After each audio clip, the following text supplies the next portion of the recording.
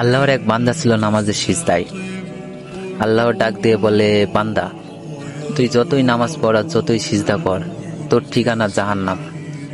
এ কথা শুনে বান্দাটি বলতেছে, আলহামদুলিল্লাহ। আল্লাহ বলে, এই বান্দা, জাহান্নামের কথা শুনে কেউ আলহামদুলিল্লাহ কয়? বান্দা বলে, আল্লাহ, জাহান্নামের মালিকও তুমি, জান্নাতের মালিকও তুমি। তুমি আল্লাহ যদি খুশি হয়ে আমাকে জাহান্নামও দাও, আমার আপত্তি করার কোনো অধিকার নেই।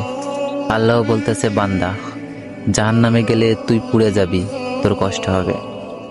বান্দা বলতেছে, আল্লাহ, কষ্ট শুধু আমার হবে না, তোমারও হবে। আল্লাহ বলে, বান্দা, তুই পুড়বি জাহান্নামে, আমার কষ্ট কেন হবে?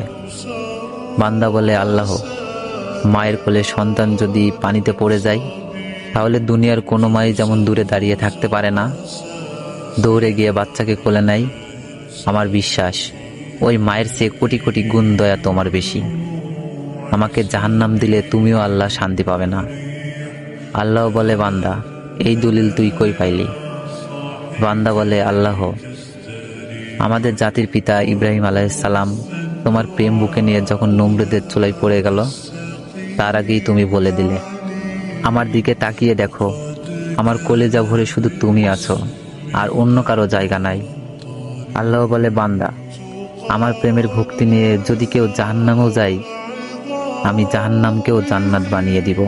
সুবহানাল্লাহ।